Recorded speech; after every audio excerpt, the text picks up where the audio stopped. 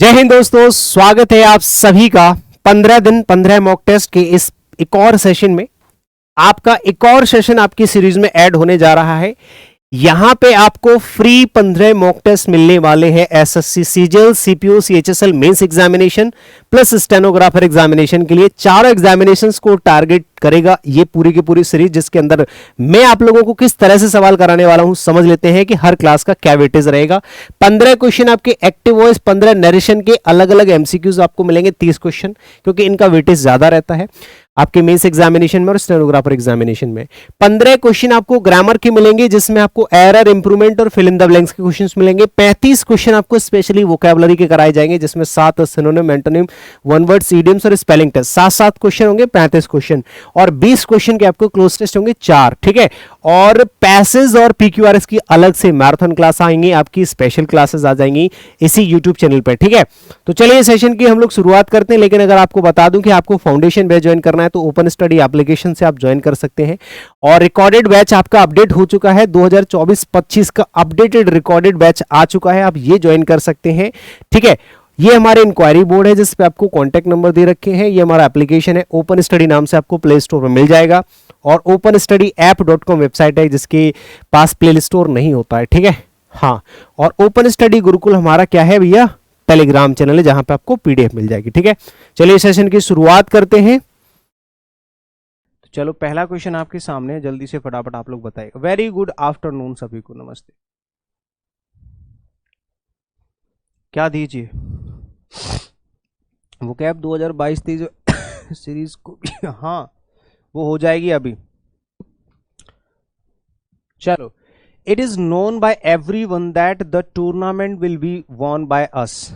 इसमें से आप बताओ क्या लगाओगे, इसका करेक्ट आंसर क्या होगा। पैसे वो 2019 के सीजल मेंस के सवाल हैं ये। ठीक है, बताओ।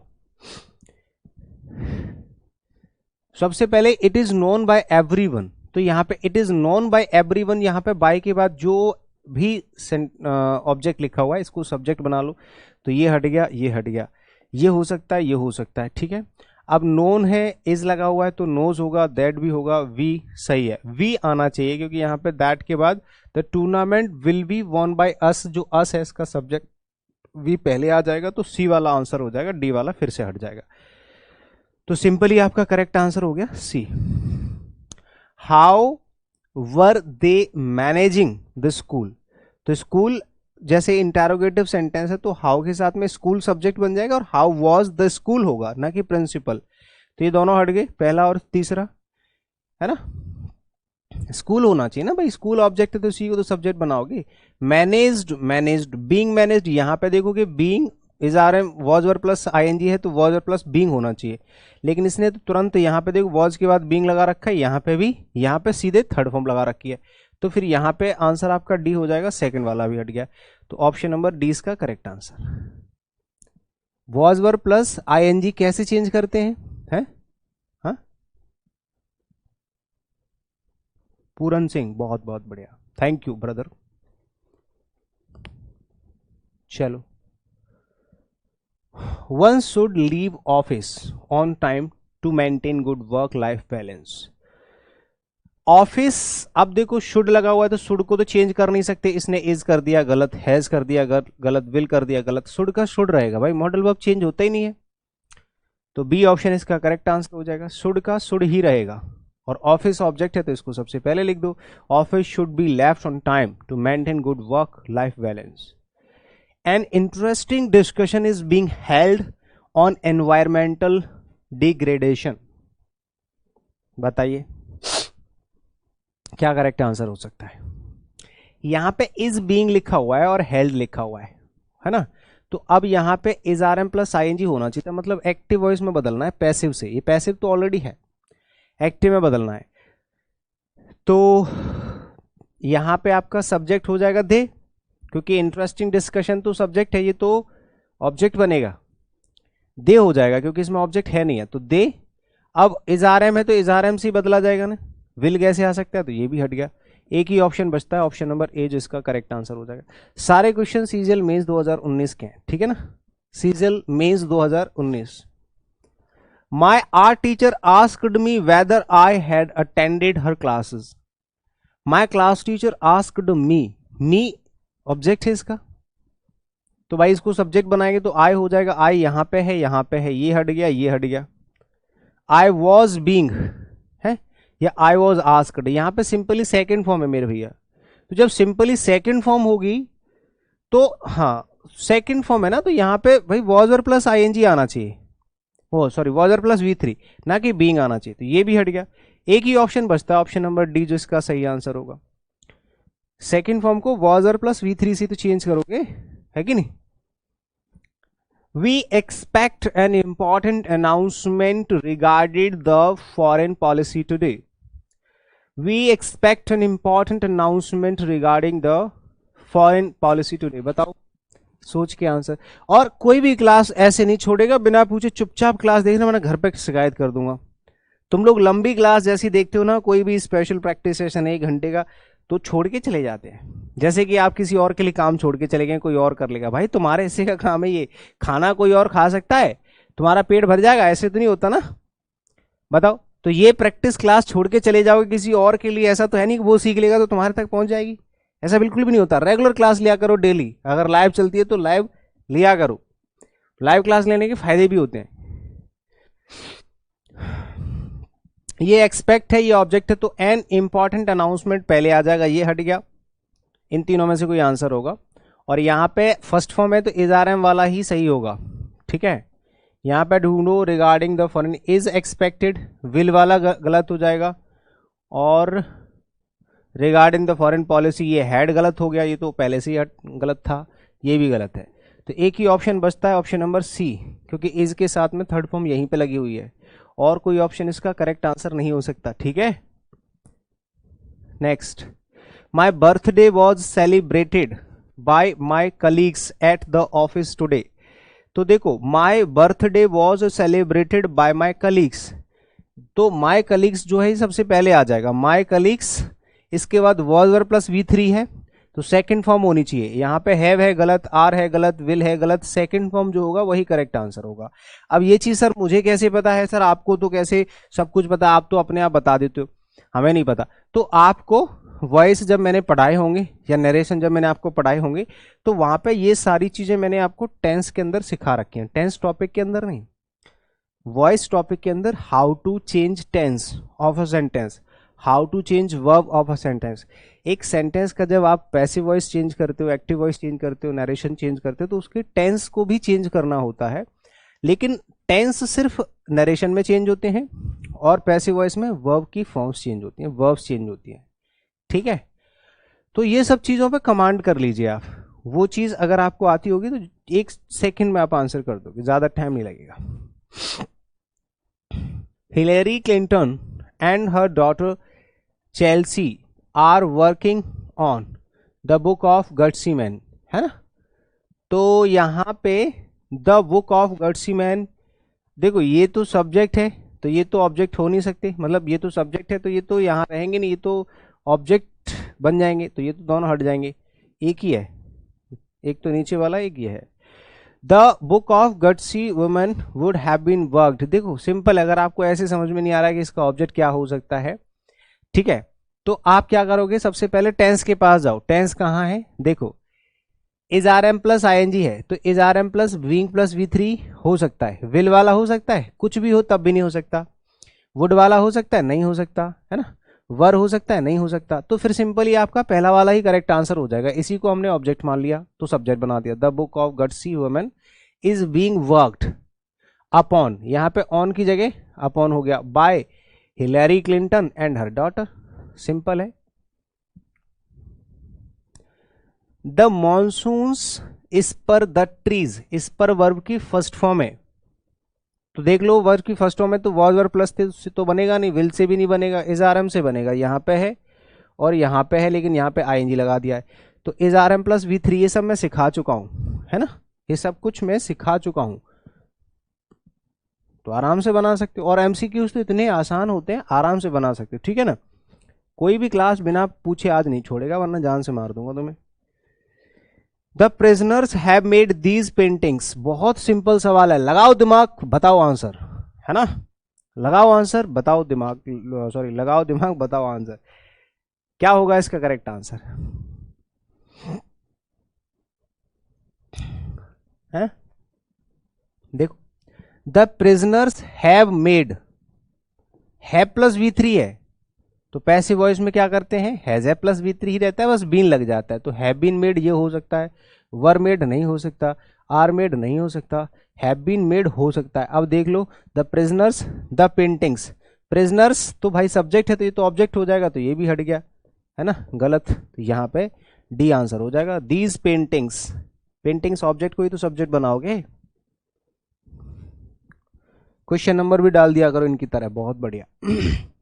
The gardener has mowed the lawn, तो लॉन जो है ये आपका ऑब्जेक्ट है तो इसको सब्जेक्ट बनाएंगे, और हैज है प्लस V3 को हैज है प्लस V3 से ही चेंज करेंगे, ना कि वॉज वर से, ना कि इज आर एम से, ना कि हाँ हैज बीन से करेंगे, ना कि हाँ ये दोनों में से कोई आंसर हो जाएगा, हैज बीन। बट यहाँ पे आप देखो गार्डनर होगा कि लॉन होगा, लॉन होगा, गार्डनर वाला गलत हो जाएगा। सिर्फ बी ऑप्शन,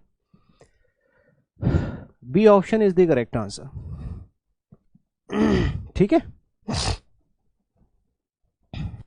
अगला बताओ। The Japanese emperor Akihito abdicated, abdicated second form है तो वॉज वर प्लस V3 से बनेगा। हैज वाला गलत, इज वाला गलत, ये हो सकता है, ये हो सकता है। ठीक है, द क्रिसैंथेमम, क्रिसैंथेमम क्या है, ये आपका ऑब्जेक्ट है तो ये पहले होना चाहिए, नहीं होना चाहिए, क्योंकि ये आपका ना सेकंड फॉर्म है। थ्रोन इन, देखो सॉरी एडिक्टेड नहीं है, एब्डिकेटेड है, वही मैं कहूँगा यार ये थ्रोन को कैसे एडिक्ट कर सकता है। एब्डिकेट होता है छोड़ना, त्यागना, पद त्यागना, है ना। हाँ, तो ये आपका ऑब्जेक्ट है, इसको सब्जेक्ट बनाना पड़ेगा, थ्रोन को, ये है आपका ऑब्जेक्ट, इसको बना दिया सब्जेक्ट, तो ऑप्शन नंबर 20 का करेक्ट आंसर हो जाएगा। पहला वाला गलत हो जाएगा क्योंकि ये सब्जेक्ट को ही सब्जेक्ट की जगह कैसे लिख दोगे, सब्जेक्ट तो चेंज करना होता है ना।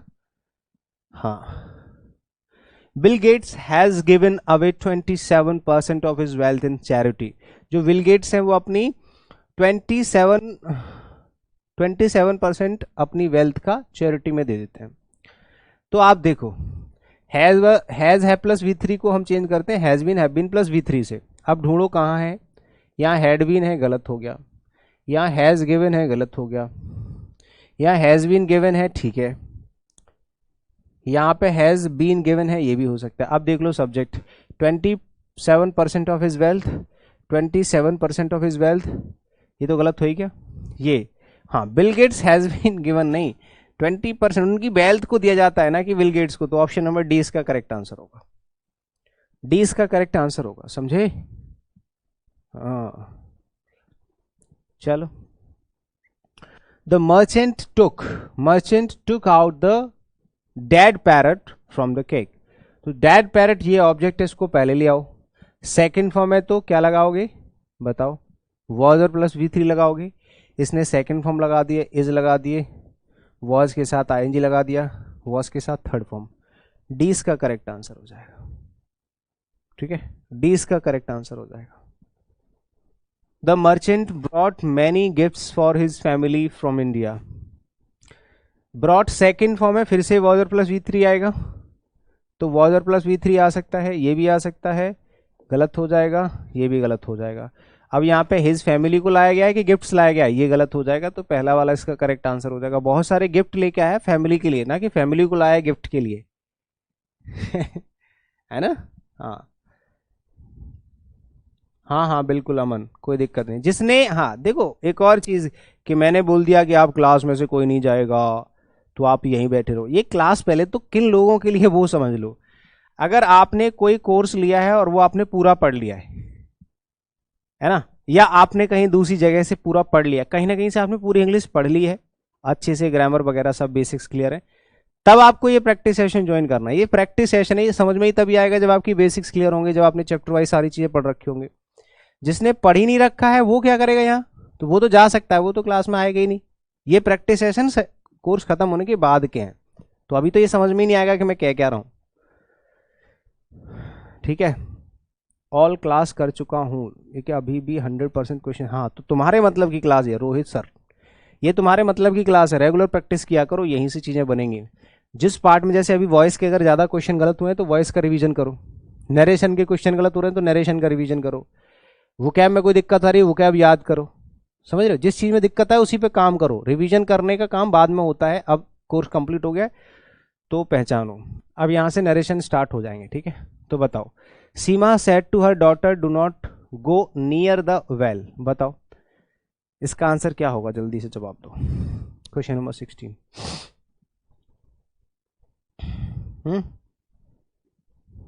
देखो, सीमा ने कहा अपनी बेटी से कि बेटा कुएं के पास मत जाना, तो कुएं के पास जाने के लिए जब कोई मना करेगा तो रिक्वेस्ट तो करेगा नहीं, और वो भी अपनी बेटी से। टोल्ड तो जनरली यूज होता है, सैड नहीं होगा, सैड टू की जगह ऑब्जेक्ट आता है, सैड नहीं हो सकता, टोल्ड होगा या सैड टू होगा। वॉन्ड हो जाएगा अगर टोल्ड और वॉन्ड में हम लोग कंपेरिजन करें, है ना। और ऊपर से आगे देख लो, डू नॉट को हम not to plus V one से यूज चेंज करते हैं, ठीक है ना। यहाँ पे शुड नॉट लगा दिया है, या डोंट का डोंट ही कर दिया है, यहाँ पे टू गो कर दिया है, तो गलत हो जाएगा। डी ऑप्शन है। He said to the grocer, grocer होते हैं परचून की दुकान चलाने वाले, ठीक है ना। What is the price of tomato, grocer मतलब ग्रोसरी वाले जो दुकान बेचते हैं ना, सामान बेचते हैं। तो he asked the grocer, what को ही कंजंक्शन मान लेते हैं तो दैट लगाने की जरूरत नहीं है, ठीक है, और व्हाट दोनों एक साथ लगा दिए। अब जो प्राइस है वो पहले आएगा, हेल्पिंग वर्ब बाद में आएंगी। ध्यान रखना कि जब भी WH वर्ड कंजंक्शन का काम करते हैं तो फिर वर्ब सब्जेक्ट के बाद आती है, तो सिर्फ एक ही ऑप्शन है, ऑप्शन नंबर बी। ये सब्जेक्ट है और ये वर्ब है, ठीक है। वर्ब हमेशा बाद में लिखी जाएगी अगर WH वर्ड कंजंक्शन का काम करते हैं तो। My grand mother said I bore 6 children, मतलब मैंने 6 बच्चे पैदा करें, ये सेकेंड फॉर्म है, बियर की सेकेंड फॉर्म बोर, ठीक है। अब ये हेड प्लस V3 से चेंज होगा, तो हेड यहाँ पे है, हेड यहाँ पे है, बोर नहीं होगा बॉर्न होगा, हेड के साथ B3 आएगा तो यहाँ पे ये हो सकता है, हैज बॉर्न नहीं हो सकता, बोर भी नहीं हो सकता। एक ही ऑप्शन है, ऑप्शन नंबर बी, जिसमें हेड प्लस V3 लिखा है ना, बी ऑप्शन, आसानी से बता सकते हो, ठीक है। हाँ, father said to his daughter, पिताजी ने अपने बेटे से बिटिया से कहा, क्या कहा, I will attend your convocation tomorrow. तो सिंपल सी बात है, यहाँ पे विल है प्लस V1 है, तो इसको कैसे चेंज करेंगे, वुड से चेंज कर देंगे। पहली चीज तो विल का विल नहीं रहेगा, ठीक है, वुड हो जाएगा, विल का विल नहीं रहेगा, विल का विल नहीं रहेगा, एक ही ऑप्शन है वुड, ए। तो आराम से आपने तुरंत एलिमिनेट कर लिया। 90% क्वेश्चंस आपके सटीक तरीके से पूरी तरह से करेक्टली एलिमिनेट हो सकते हैं सिर्फ टेंस से या वर्ब से, मतलब वर्ब को अगर आप एलिमिनेट कर लेते हो, वर्ब को अगर आपको चेंज करना आता है तो आराम से 90% चांसेस है कि आप किसी भी क्वेश्चन को एलिमिनेट कर सकते हो आराम से, ठीक है। Father said to his daughter, हो गया ऑप्शन नंबर ए इसका करेक्ट आंसर। चलिए, she says I go for a walk every morning, ये प्रेजेंट इंडेफिनिट है। अब यहाँ पे कॉन्सेप्ट लग जाता है कि अगर आपकी रिपोर्टिंग वर्ब प्रेजेंट में है या फ्यूचर में, तो हम रिपोर्टेड स्पीच का टेंस चेंज नहीं करते। अब इसका पास्ट नहीं करेंगे, ध्यान रखना, इसने कर दिया गलत हो गया, ठीक है। ये गो हो सकता है, सी गोज, अब इन तीनों में से कुछ भी आ सकता है। ये फर्स्ट पर्सन है, सब्जेक्ट से हिसाब से चेंज होगा तो सी आना चाहिए, आई वाला गलत हो गया। इन दोनों में से कुछ हो सकता है। एवरी मॉर्निंग यहां तक कोई दिक्कत नहीं है। सैड कैसे हो जाएगा, जब से है तो से का सेज ही रहता है, इसको बदल नहीं सकते, तो ऑप्शन नंबर 20 का करेक्ट आंसर हो गया। ये SSC CHSL 8 जुलाई 2019 सेकंड शिफ्ट में पूछा गया सवाल आपके सामने है, ठीक है ना, मतलब अच्छे लेवल के सवाल है, एक भी सवाल ऐसा नहीं है कि जो आपको तंग करे। She said to you I have 1,000 rupees, first form है, ठीक है, तो सेकंड फॉर्म से बदले जाएगा इसको, हैज का हैज नहीं रहेगा, हैड हो जाएगा, हैव नहीं होगा, हैड हो जाएगा, ठीक है। अब आ जाते इधर, सी टोल्ड मी, भाई यू की जगह मी कैसे हो जाएगा, ये भी हट गया, ये भी हट गया, ये भी हट गया, तो बचा एक ही option, option number B. She told you that she had 1,000 rupees in her purse then, उसके पास 1,000 रुपए थे। The interviewer asked Ashok why did you leave, interrogative sentence है, पास्ट में है, तो डिड का हो जाएगा हैड, क्या हो जाएगा हैड, ढूंढो कहाँ है हैड, यहाँ पे लीव कर दिया गलत, यहाँ डिड का डिड कर दिया गलत, हैड लेफ्ट होना चाहिए ना कि हैव लेफ्ट होना चाहिए, तो C option is the correct answer. एक चुटकी में एलिमिनेट। देख रहे हो मुझे, मेरी स्पीड देख रहे हो कितनी स्पीड है। इसलिए नहीं कि मैं सिर्फ मास्टर हूं, इसलिए क्योंकि मैं लॉजिक, मैं क्वेश्चन सॉल्व तो आपके सामने ही करा रहा हूं ना। अब मास्टर तो आपको बनना पड़ेगा अगर आप चाहते हैं कि सर आपके 135 में से 135 नंबर मेंस में कैसे आ गए, 200 में से 195 कैसे आ गए, बताइए, है ना, समझ रहे हो। तो ये हो जाएगा ऑप्शन नंबर सी इसका करेक्ट आंसर, समझे। चलिए, Uma asked me how is your brother. अब हाउ के बाद में देखो यहाँ पे, है ना, अब जो भी इज है, हाउ इज होगा या हाउ वॉज होगा, तो भी आप देखो यहाँ पे आस्क्ड हाउ सबसे पहले आएगा। हाउ वॉज का was, how was my brother. देखो वॉज भले ही कुछ भी हो, यहाँ पे जो वर्ब है वो सब्जेक्ट के बाद आनी चाहिए, इंटरोगेटिव सेंटेंस है तो, है ना, ये गलत हो गया। हाउ योर ब्रदर वॉज, ठीक है, ये हो सकता है। हाउ माई ब्रदर बिल्कुल सही है। योर सेकंड फॉर्म है ऑब्जेक्ट के हिसाब से, माई ब्रदर ये गलत हो गया, ठीक है। हाउ इज गलत हो गया, ये हाउ इज भी हो सकता है, हाउ वॉज भी हो सकता है। अब हाउ इज होगा तो वॉज आ जाएगा, तो बिल्कुल यहाँ पे सही है। हाउ इज योर ब्रदर, तुम्हारा भाई कैसा है, तो यहाँ पे सी वाला पार्ट एकदम सही आंसर हो जाएगा, ठीक। Next, the doctor told his patient continue the same course of medicine for the next week. बताएंगे यहां पे क्या है correct answer. The doctor told his patient continue the same course of medicine for the next week.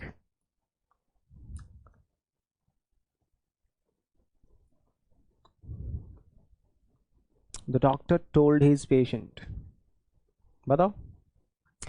ये present, ये क्या है पता है, ये वर्ब की फर्स्ट फॉर्म से सेंटेंस स्टार्ट हो रहा है, यानी कि इंपेरेटिव सेंटेंस है, तो 2+V1 से हम कनेक्ट करते हैं। इसने देखो 2 के साथ थर्ड फॉर्म कर दी, फॉर कंटिन्यूइंग कर दिया, गलत हो गया। दैट लगा दिया, गलत हो गया। सिर्फ 2+V1 होना चाहिए, 2+V1 होना चाहिए, 2+V1 होना चाहिए, ठीक है ना। The doctor told his patient to continue the same course, D option हो जाएगा इसका correct answer. Hemant said to the hotel receptionist, please tell me Bharat, sorry, please tell Bharat I will come to see him tomorrow। देखो please लगा है तो obviously यहां पे said to को आप रिक्वेस्टेड से जो है चेंज करोगे, said to को said to से नहीं करेंगे। पहली चीज रिक्वेस्टेड होना चाहिए, रिक्वेस्टेड होना चाहिए। अब टू द होटल रिसेप्शनिस्ट या द होटल, रिक्वेस्टेड टू होगा, है ना, रिक्वेस्टेड के साथ टू।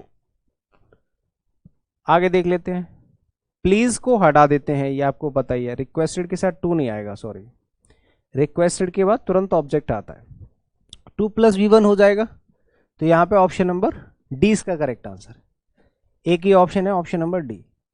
प्रपोज्ड और सजेस्टेड के साथ टू लगाते हैं, रिक्वेस्टेड, ऑर्डर्ड, कमांडेड, इनके बाद कोई प्रेपोजिशन नहीं आती, डायरेक्ट ऑब्जेक्ट आता है।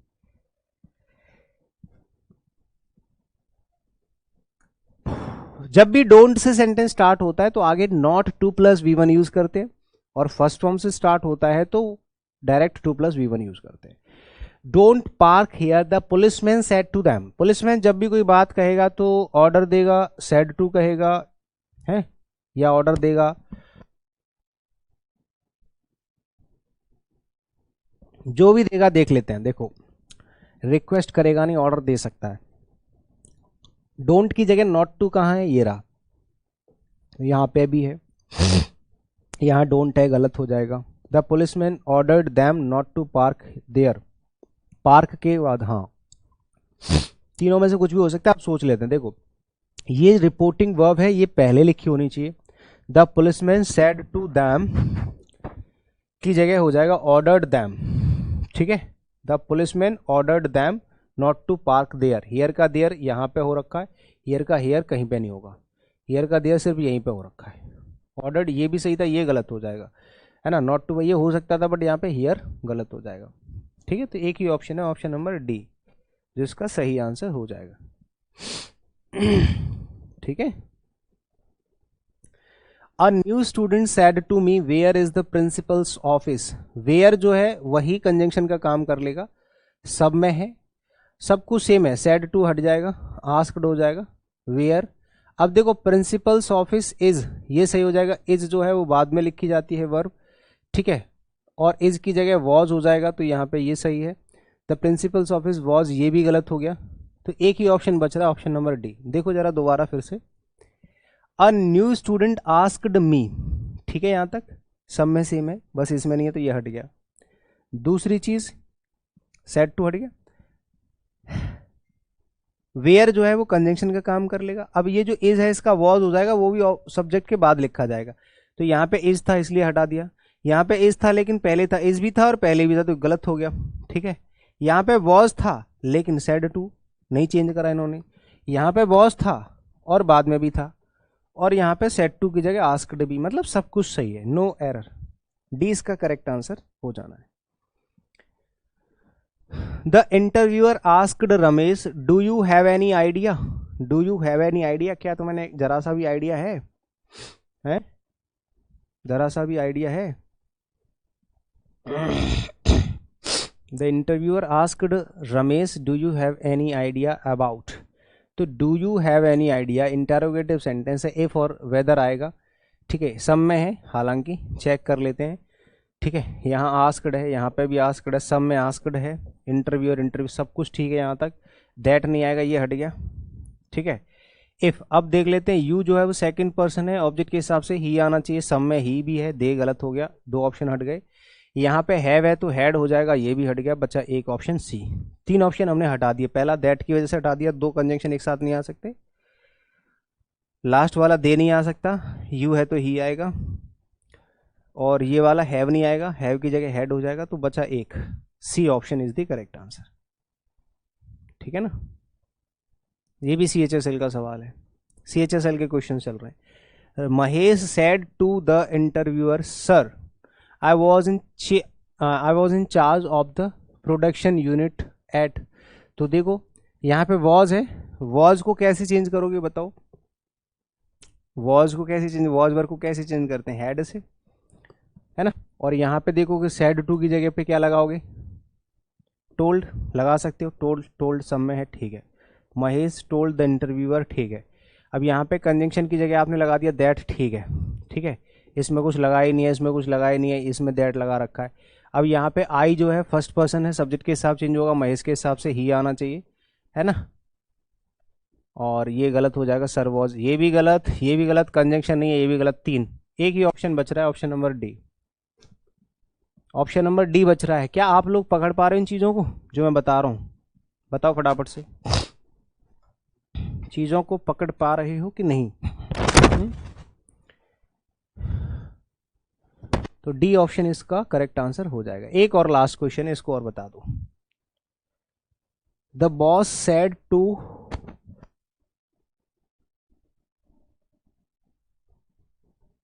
The boss said to his employee, I will, will की जगह वुड होना चाहिए, इसमें वुड है, यहाँ पे नहीं है, ये हट गया, ठीक है।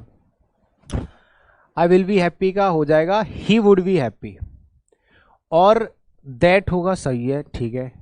The boss told his employee, the boss told his employee that told his employee that, इसमें किस चीज़ की कमी है? कोई बात नहीं, that he would be happy, would be happy, would be happy, if he, यहाँ फिनिश हो जाएगा, विल होगा, और यहाँ फिनिश्ड हो जाएगा, है ना। यहाँ पे देखो क्या है, इफ यू फिनिश, वर्ब की फर्स्ट फॉर्म है ना, तो सेकंड फॉर्म होनी चाहिए, तो फिनिश्ड हो जाएगा, डी ऑप्शन। कितना कॉम्प्लिकेटेड सा हो गया ना, लास्ट तक आपको चेक करना पड़ेगा, मतलब D option is the correct answer. अब बताइए कितने लोगों को यहाँ तक कोई दिक्कत नहीं है, बताओ, कोई समस्या आपको नहीं होनी चाहिए, समझ गए?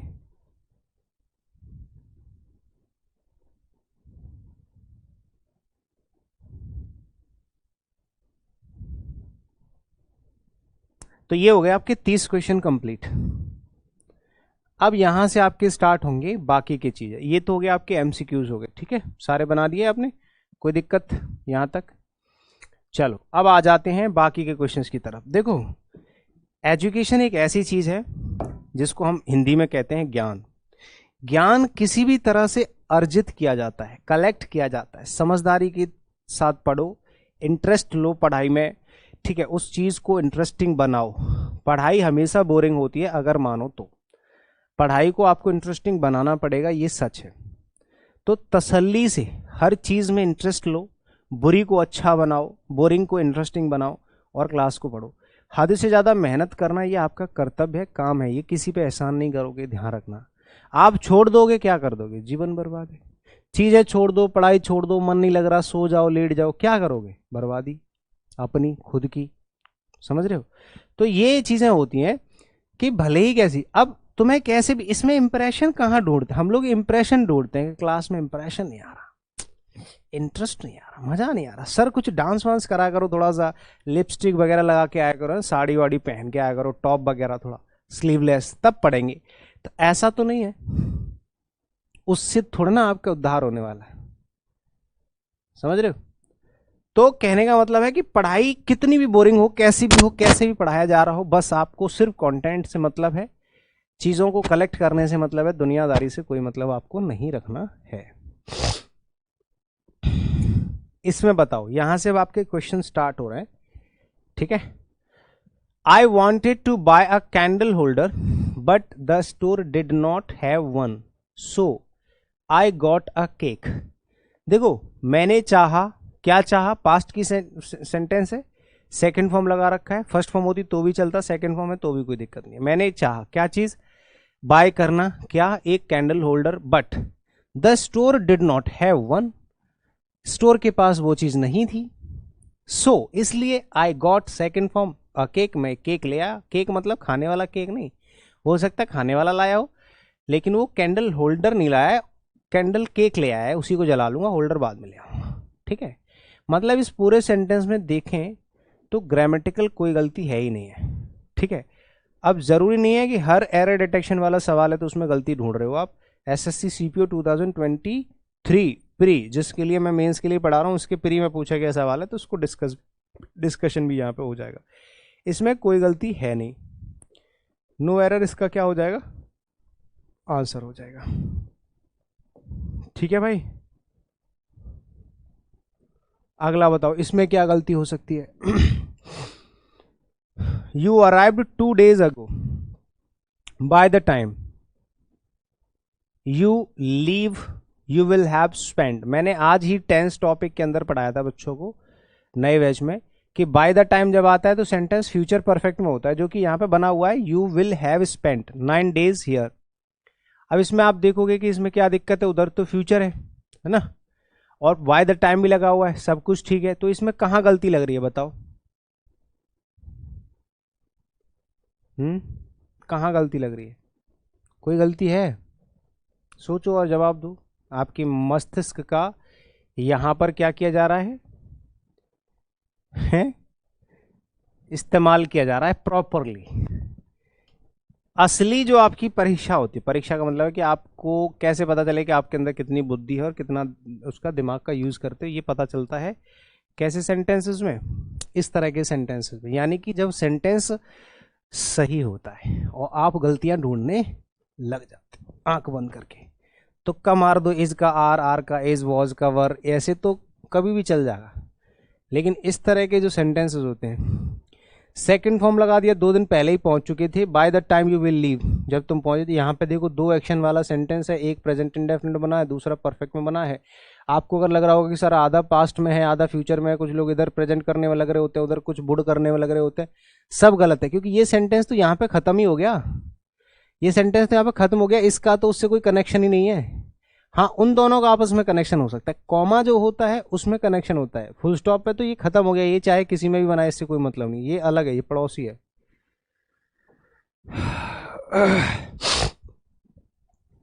अगला बताएंगे next, this will be most difficult of the adjustments. जितनी भी एडजस्टमेंट्स हैं उसमें से सबसे ज्यादा डिफिकल्ट है, तो ये जो मोस्ट डिफिकल्ट है ना, ये मोस्ट सुपरलेटिव डिग्री नहीं हो गई इस एडजेक्टिव से पहले, तो आपको इससे पहले द का यूज नहीं करना चाहिए था, है ना। तो ये गलती हो जाएगी आपकी तीसरे वाले पार्ट में। ठीक है भाई, द मोस्ट डिफिकल्ट है ना, बहुत बढ़िया। इफ इट विल रेन, ये तो कभी पॉसिबल है ही नहीं है कि कंडीशनल सेंटेंस के अंदर मॉडल ऑक्सिलरी वर्ब आ जाए, ये कभी नहीं आ सकता। हाँ, दूसरे वाले में आ सकता है, ये पूरा कंडीशनल सेंटेंस है जिसके अंदर एक कंडीशनल क्लॉज होता है, दूसरा रिजल्टेड क्लॉज होता है, तो रिजल्टेड क्लॉज में मॉडल वर्ब आएगा, डेफिनेटली आएगा यहां तो, लेकिन यहां नहीं आ सकता। वर्ब की फर्स्ट फॉर्म आ जाएगी और ऐसे एस लगा देंगे, इफ इट रेन्स हो जाएगा, अगर बारिश होती है तो।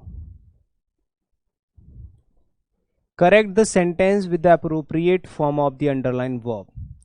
देखो यहाँ पे एक वर्ब है, क्या ये वर्ब की फॉर्म सही है? ये वैन होना चाहिए, यहाँ पे वैन या वाइल कुछ भी लगा लेना, ठीक है। ये गलती से लिख गया है, गलत टाइप हो गया है। अब जब भी वैन और वाइल के बाद में कोई भी वर्ब आती है, ठीक है, तो उसके साथ में आपको आईएनजी लगाना होता है, ठीक है, कॉन्टिन्यूस फॉर्म। यहाँ पे क्रॉस्ड नहीं होगा, क्रॉसिंग होगा, वाइल क्रॉसिंग बिजी रोड। जब भी हम क्रॉस करते हैं रोड को तो हमें कुछ बातों का ध्यान रखना चाहिए, ठीक है। तो बी वाले पार्ट में गलती हो जाएगी, आंसर आपका B. Clear? Next, he is faster than smarter. तो आप देखोगे यहाँ पे ये भी कंपेयर, ये बहुत अच्छे लेवल का सवाल है, मोस्ट इंपॉर्टेंट चीज है। जो मैं पढ़ाता हूँ ना मेरे भाई आपको, वही चीज आपके एग्जाम में और वही चीज आपके प्रैक्टिस सेशंस में पूछी जाती है। अगर आपने एडजेक्टिव पढ़ा होगा तो एडजेक्टिव में जो दूसरा सेक्शन होता है ना, डिग्री ऑफ कंपैरिजन का, ये पहला या दूसरा रूल होता है जो मैं सिखाता हूँ, कि जब भी कंपैरेटिव डिग्री आती है, देन लगा होता है, तो ध्यान रखना कि कंपैरिजन कहीं एडजेक्टिव का तो नहीं हो रहा। अगर दो नाउन में कंपैरिजन किया जाए एक ही एडजेक्टिव का, तो कंपैरेटिव डिग्री प्लस देन सही होता है। लेकिन अगर दो एडजेक्टिव का आपस में कंपैरिजन किया जाए तो दोनों को पॉजिटिव डिग्री में लिखा जाता है। मैंने आपको बताया था, ये भी एडजेक्टिव है और ये भी एडजेक्टिव है, नाउन नहीं है। दो एडजेक्टिव है, एक ही प्रनाउन है, तो यहाँ पे दोनों को पॉजिटिव डिग्री में लिखना होगा। और पहले वाले से पहले मोर लगाते हैं, ठीक है ना, मोर फास्ट देन स्मार्ट। सिंपल सी चीज है। यहां से सेंटेंस इंप्रूवमेंट के सवाल हैं, ये एरर डिटेक्शन के नहीं है, सेंटेंस इंप्रूवमेंट के। मोर फास्ट देन स्मार्ट, जब दो एडजेक्टिव का आपस में कंपैरिजन किया जाए, ठीक है। The Taj Mahal is one of the much popular, कैसे हो सकता है यार? वन ऑफ के बाद में सुपरलेटिव डिग्री आती है, मोस्ट पॉपुलर होना चाहिए। वन ऑफ के बाद सुपरलेटिव डिग्री आएगी अगर कोई एडजेक्टिव आता है तो, ठीक है ना। हार्डली के साथ देखो, जब भी कोई सेंटेंस है, हार्डली वी हैड बोर्डेड, जब भी sentence hardly, scarcely, rarely, barely, seldom, little, few, often, never, whenever, ये सब, वेनेवर नहीं सिर्फ नेवर, इनसे अगर सेंटेंस की शुरुआत होती है तो वो इन्वर्जन लेता है। सेंटेंस के अंदर आपको इन्वर्जन बनाना पड़ेगा। हार्डली से शुरू हो रहा है, इन्वर्जन क्या होता है? हेल्पिंग वर्ब को सब्जेक्ट से पहले लिख दो, तो वी को, हेड को वी से पहले लिखना पड़ेगा। विल तो इसमें है ही नहीं है, और ये गलत हो जाएगा, इस भी गलत हो जाएगा। हैड वी बोर्डेड, डी वाला पार्ट सही है। बच्चों वाली चीज नहीं पूछ ली है, बच्चों वाली तो नहीं है, अच्छी वाली है, लेकिन अगर आपने सीखा होगा तो बच्चों वाली हो जाएगी। कभी भी एग्जाम जो आपसे पूछा जाएगा वो बहुत ज्यादा टफ नहीं होता। ये बेवकूफ बनाते हैं मॉक टेस्ट वाले, जितनी भी कंपनियां हैं, जानबूझ के इतना टफ, हालांकि उनकी गलती भी नहीं है, पर जानबूझ के इतना टफ क्वेश्चन पेपर और वो मॉक टेस्ट तैयार करते हैं फालतू के, जिससे कि उनका इंप्रेशन बना रहे। लेकिन इंप्रेशन से एग्जाम नहीं निकलते। एग्जाम में आपकी वही चीजें आएंगी जो आपके सिलेबस और करिकुलम में एडेड है, ठीक है। हाँ, दूसरे गोले से चीजें नहीं आती हैं। Green house gases trapped beside. अब देखो, ट्रैप्ड जो होता है वो सेकेंड फॉर्म है, बिसाइड अर्थ। बिसाइड का मतलब समझते हो? बिसाइड का मतलब होता है के बगल में, और बिसाइड्स का मतलब होता है के अलावा, ठीक है। तो earth's atmosphere cause global warming, तो यहाँ पे जो ग्रीन हाउस, अब ये यहाँ पे ट्रैप्ड इनसाइड होगा अर्थ्स एटमॉस्फेयर, यहाँ पे जो प्रेपोजिशन है बिसाइड, इसकी जगह इनसाइड होगा या आउटसाइड होगा या बियॉन्ड होगा। ऑब्वियसली क्या होगा बताओ? है बिसाइड, बगल में तो होगा नहीं, अंदर होगा ना एटमॉस्फेयर के, तो इनसाइड अर्थ्स एटमॉस्फेयर, एटमॉस्फेयर के अंदर, ना कि बगल में। बिसाइड का मतलब तो बगल में होता है, आउटसाइड का मतलब बाहर होता है, बियॉन्ड का मतलब पीछे होता during the wedding ceremony the bride seemed even quieter and more डेफिडेंट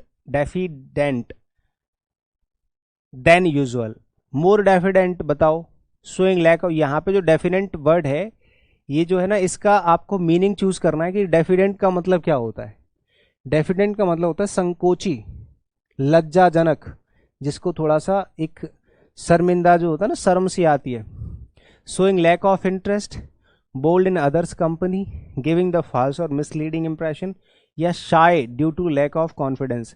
जब आप शाय फील करते हैं ना, जैसे शादी के टाइम पे जो भी ब्राइड होती है, मतलब दुल्हन, वो शर्माती है, तो उसी को हम डिफिडेंट कहते हैं। डिफिडेंट का मतलब होता है संकोची या हेजिटेंट। संकोची या हेजिटेंट, जो शर्माता है, शर्माने वाला। तो शायद due to lack of confidence, उस टाइम पे कॉन्फिडेंस नहीं होता। Which dash do you usually take to reach your office. Which route होगा, रूट होता है मार्ग, ये रूट तो जड़ होती है, ये राउट होता है, ये रूट होता है, तो ऑप्शन नंबर ए इसका आंसर हो जाएगा। राउट होता है चीज़ों को हरा देना, राउट मतलब पराजय होती है राउट। और रूड होता है असभ्य, जो कठोर होता है ना, क्रूल, उसको कहते हैं। Hundreds of firms went bankrupt during the recession, revision, रेमिशन और रिसेशन। रिसेशन होता है यार, रिसेशन होता है जब मंदी होती है ना, मंदी, तो मंदी के कारण बहुत सारी फर्म्स बंद हो गई। ठीक है, ये जो रिसेशन होता है इसका मतलब होता है रद्द करना, कैंसिल। रिवीजन होता है चीज़ों को दोहराना जो कि तुम नहीं करते हो। और रेमिशन होता है क्षमा, माफ़ी। और रिसेशन होता है मंदी। तो मंदी जब आई, जैसे कि कोरोना के टाइम पे मंदी हो गई थी, है ना, ऐसा कुछ महंगाई हो गई थी शायद, पता नहीं क्या था। Yesterday I ate only a dash of apple. मैंने आज खाया है क्या, डैश ऑफ एप्पल। क्या pair of apples, pair of apples, pair of apples या पेयर ऑफ एप्पल्स। भाई एप्पल्स का एक जोड़ा मतलब 2 पेयर खाए हैं मैंने, मतलब 2 एप्पल्स खाए हैं। ये जो पेयर होता है इसका मतलब होता है घाट, है ना, जो तट होता है ना, घाट जो नदियों पे बना होता है नहाने वहाने के लिए। पेयर जो होता है नाशपाती होती है। ये जो पेयर होता है इसका मतलब होता है छांटना, PARE। और ये पेयर होता है जोड़ा। ठीक। Dash droplets settle on the top of leaves. पत्तियां जो है ना, पेड़ की किसी की जो पत्तियां हैं, उस पत्तियों के ऊपर सेटल हो चुकी हैं। ड्रॉपलेट्स मतलब बूंदें। किस चीज की बूंदें? Due droplets, due droplets, due droplets, due. ये होता है ड्यू, माउंटेन ड्यू। ड्यू का मतलब होता है ओस, जो ओस की बूंदें होती है ना, जो मैच मैदान के समय बोलते हैं ना कि ड्यू आ गया है, ड्यू आ गया है, तो उसको ड्यू बोलते हैं। ड्यू मतलब होता है बूंद, सॉरी ओस।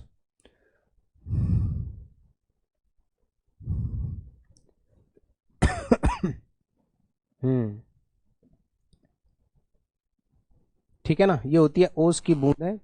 ये डू होता है किसी भी काम को करना। ये डू होता है हिरणी। ठीक है, हाँ। और ये जो ड्यू होता है ये होता है कर्जा,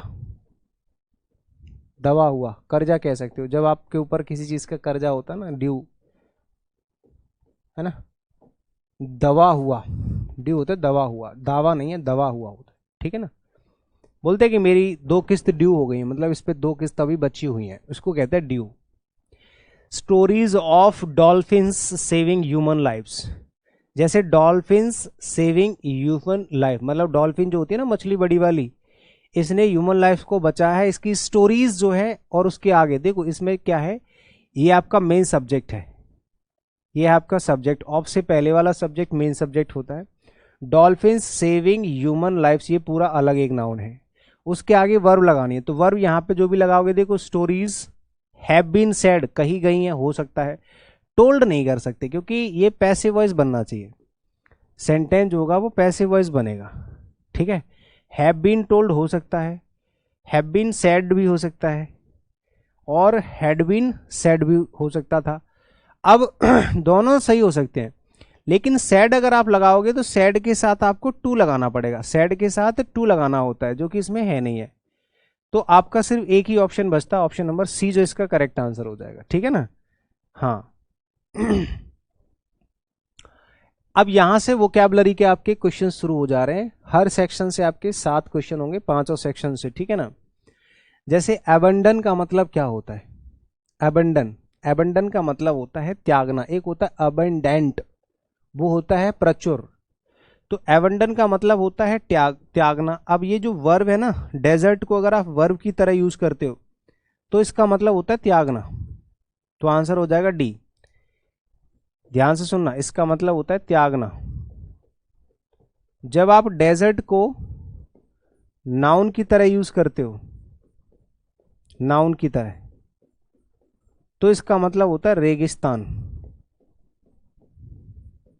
ये मैंने आपको बहुत बार पढ़ा रखा है। अगर आप इसको पास्ट पार्टिसिपल बना देते हो, डेजर्टेड, तो ये आपका एडजेक्टिव बन जाता है। इसका मतलब होता है सुनसान, वीरान। सुनसान या फिर वीरान कह सकते हो, जिसमें कोई नहीं रहता, सब कुछ छोड़ा गया है। एबंडन का मतलब होता है त्यागना, छोड़ना। ठीक है। प्रोलॉन्ग होता है लंबा करना, बढ़ाना, बड़ा करना। रिटेन होता है किसी चीज को कीप, बनाए रखना, सस्टेन करना। और पेरिस होता है मौत, मर जाना, मार देना, खत्म करना, मर जाना होता है वैसे इसका मतलब। एक शब्द लिखा हुआ है वायबल, ये रहा। इस वायबल का सिनोनिम आपको बताना है। वायबल का सिनोनिम क्या होता है? देखो, वायबल एक ऐसा वर्ड होता है मेरे भाई, जिसका मतलब होता है कि ऐसा कोई व्यक्ति जो कभी मरता नहीं है, या मरता है तो बहुत लंबे समय तक। इसको कहते हैं दीर्घकालीन, है ना। या फिर आप कह सकते हैं जो बहुत लंबे समय तक जीवित रहता है, उसको कहते हैं, इसको कहते हैं दीर्घकालीन। मतलब लंबे समय तक चलने वाला, है ना, दीर्घकालीन जीवन शक्ति वाला। मतलब दीर्घकालीन जीवन शक्ति, बोलते हैं कि यार बहुत दिनों, जुग जुग जियो, मतलब 1 2 4 6 जुग तक जीते ही रहो। इसको कहते हैं वायबल। तो स्केलेबिलिटी कहां से बना है पता है? स्केलेबल का मतलब होता है that can be scale. Scale का मतलब होता है नापना, ऐसी कोई चीज जिसको नापा जा सकता है। देखो, सुबह से मैं पढ़ा रहा हूँ 10 बजे से लेके, तो पढ़ाते पढ़ाते ना थोड़ा सा थक जाते हैं ना, तो इसीलिए थोड़ा सा आप लोग इससे कभी प्रभावित ना हो। आप भी बैठ के पढ़ रहे होंगे कहीं ना कहीं, है ना, तो हमारी भी मजबूरी हो जाती है कभी कभी। तो आप ये मत सोचा करो कभी भी कि सर बैठ के पढ़ा रहे हैं तो हम नहीं पढ़ेंगे, ऐसा क्या मतलब? पढ़ा सकता हूँ ना। आपको पढ़ने से मतलब यही होता है कि एप्लीकेशन पे हम आपको इम्प्रेस नहीं करते, यहाँ सिर्फ पढ़ाने का काम है, कठोर। तो स्केलेबिलिटी जिसको नापा जा सकता है, और सस्टेनेबिलिटी होती है जो हमेशा रहता है, बनाए रखने वाली चीज। तो सस्टेनेबिलिटी इसका करेक्ट आंसर हो जाएगा, हमेशा के लिए बने रहना। ठीक है, ये होता है मापन। एफिशिएंसी होती है क्षमता, और ऑप्टिमिस्ट होता है अनुकूलित। जो चीज ऑप्टिमिस्टिक होती है ना, ऑप्टिमाइज्ड, सॉरी, जो ऑप्टिमाइज्ड होती है, अनुकूलित होती है, फेवरेबल। जेन्युइन होता है असली। सिनोनिम बताना है तो असली में ऑथेंटिक आ जाएगा, ये होता है असली। डिसेप्टिव होता है धोखे से भरा हुआ, कपटी। अलसी नहीं, असली। प्रमाणिक, ये होता है असली। ठीक है ना।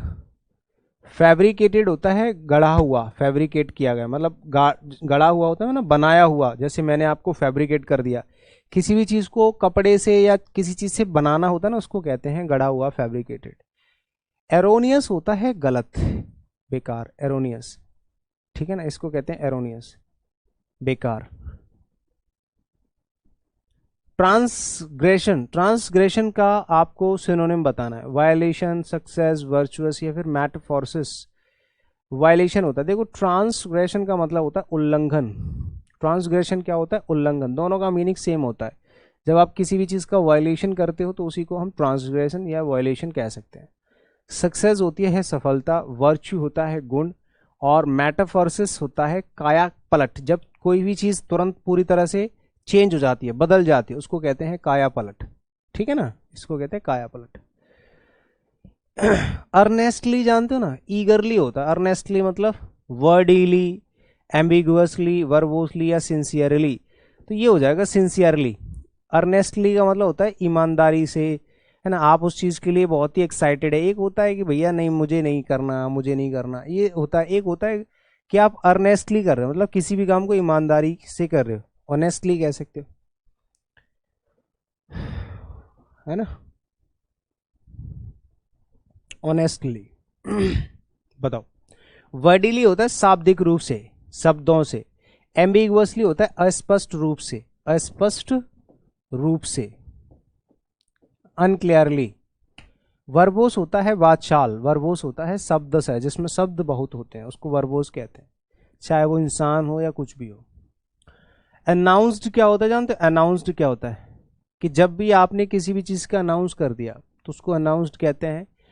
हाँ, एस्ट्रेंज, डिक्लेयर्ड, एंटोनिम बताना है, सिनोनिम, सिनोनिम बताना है, तो डिक्लेयर्ड हो जाएगा, क्योंकि डिक्लेरेशन और अनाउंस दोनों, अनाउंसमेंट दोनों सेम ही होते हैं, ठीक है ना।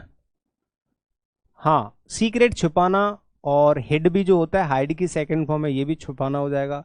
एस्ट्रेंज होता है किसी भी चीज का बहिष्कार करना, कि हमें ये चीज नहीं चाहिए, ठीक है ना। और डिक्लेरेशन और अनाउंसमेंट होता है घोषणा। क्रुक्ड होता है बहुत ही बेकार आदमी। एडमायरेबल, टेकन, ट्विस्टेड और टोस्टेड।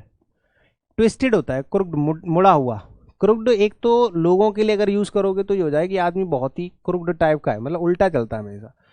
और एक होता है कोई चीज ऐसी है जो मुड़ी हुई है, टेढ़ी है, कर्व्ड है, तो उसको हम ट्विस्टेड कहते हैं, मुड़ा हुआ, क्रुक्ड। ठीक है, क्रुक्ड। एक होता है एडमायरेबल, मतलब प्रशंसनीय, जिसकी तारीफ की जा सके। टेकन होता है जिस चीज को आपने टेक कर लिया हो, लेना। टोस्टेड होता है सिका हुआ, टोस्ट सिका हुआ, भुना हुआ। अब यहां से एंटोनिम आ जाता है, डिस्कॉर्डेंट। देखो, डिस्कॉर्डेंट जो शब्द है इसका आपको एंटोनिम बताना है। एक होता है एकॉर्ड, एक होता है डिकॉर्ड, डिस्कॉर्ड, ठीक है, ये डिस्कॉर्ड इसी से बना है। एक होता है जब हम किसी भी चीज को मान जाते हैं, एक होता है डिस्कॉर्डेड, मतलब डिस्कॉर्डेड होता है डिसएग्रीएबल कह सकते हो, डिस्कॉर्डेंट कह सकते हैं, या फिर जैसे किसी की आवाज है, जैसे आप देखोगे सेंटेंस है, the sweet melodious symphony of the piano filled the room transporting the listeners to a world of beauty and emotion. तो यहाँ पे डिस्कॉर्डेंट जो शब्द होता है ना, ये होती है बुरी आवाज कह सकते हो आप, ठीक है, कर्कश आवाज, ऐसे लिख लो, कर्कश आवाज, कर्कश कह सकते हो। डिस्कॉर्डेंट मतलब जो डिसएग्री करता है, कर्कश जिसको कहते हैं, मतलब बेकार। और मेलोडियस होता है मधुर, तो यहाँ पे मधुर इसका करेक्ट आंसर हो जाएगा, मेलोडियस। ट्रांसपोर्टिंग होता है जिसमें एक जगह से दूसरी जगह जाते हैं ना, ट्रांसपोर्ट करना होता है, तो ये ट्रांसपोर्टिंग होता है, परिवहन। इमोशन होती हैं आपकी फीलिंग्स, भावनाएं। फील्ड होता है भरा हुआ, ठीक है, फील्ड होता है भरा हुआ, ठीक है ना। मेलोडियस होता है मधुर। रिजॉइंडर होता है जिसमें हम, देखो रिजॉइंडर का एंटोनिम बताओ, ऑर्डिनरी, रिक्वेस्ट, रिप्लाई या फिर एक्सपीडाइट। रिजॉइंडर का उल्टा हो जाएगा रिक्वेस्ट, ठीक है। रिजॉइंडर होता है एक तरीके से आदेशात्मक कह सकते हो, ठीक है, जब आप चीजों को, मतलब, है ना, ऑर्डरली कह सकते हो, ऑर्डरली का जो है सिनोनिम होता है रिजॉइंडर, है ना। और रिक्वेस्ट होती है अनुरोध, याचना कह सकते हो। ऑर्डिनरी होता है साधारण, सामान्य, ठीक है। बताओ भाई, मैं पानी पी लूं जब तक, आंसर बताओ फटाफट से।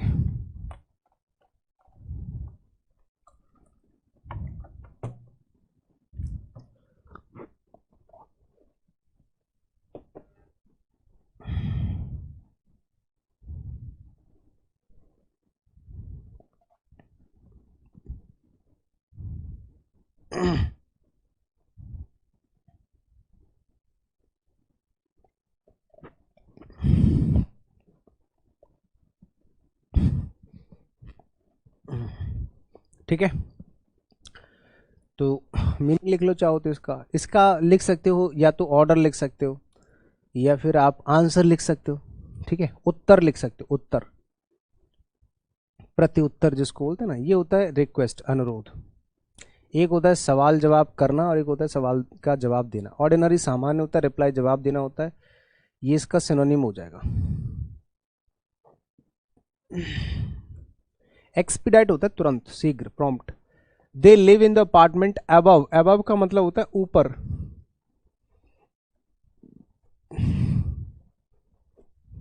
अरे, मैं इंग्लिश में लिख रहा हूं। अब तो जानते हो ना, ऊपर, हमारे ऊपर ही रहते हैं वो, तो अंडर हो जाना चाहिए, वैसे तो बिलो हो जाएगा, और कोई तो ऑप्शन है नहीं, अंडर नहीं है तो बिलो भी होता है। अब बिलो और अंडर और ओवर। ओवर का उल्टा होता है अंडर, बिलो का उल्टा होता है अब का बिलो होता है, यहाँ पे ऐसे लिख लो, अब बिलो। ठीक, next, Aditi is meticulous. Meticulous का मतलब होता है अति सावधान।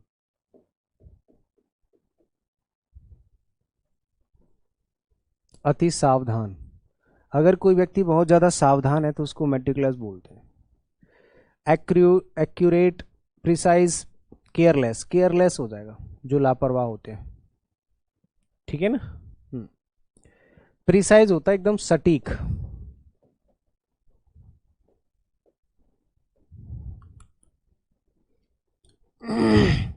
हाँ, ये प्रैक्टिस डेली होती है, daily.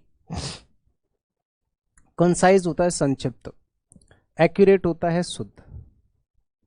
Next, he was quite violent. Violent जानते क्या होता है? उल्लंघन, उल्लंघन करने वाली कोई चीज है, वायलेंट। एग्रेसिव, क्रेजी, जेंटल हो जाएगा इसका। ये तीनों तो सिनोनिम हो जाएंगे,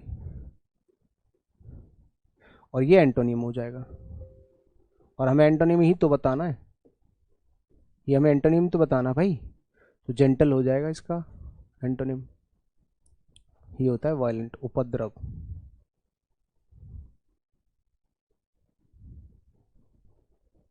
उपद्रवी। Next, we usually had dash visitors dropping by, but now we have very less visitors. We usually had dash visitors dropping. We usually have insufficient visitors dropping by, but now we have very less. देखो, अगर अब आपके पास कम है तो पहले ज्यादा होंगे, है ना।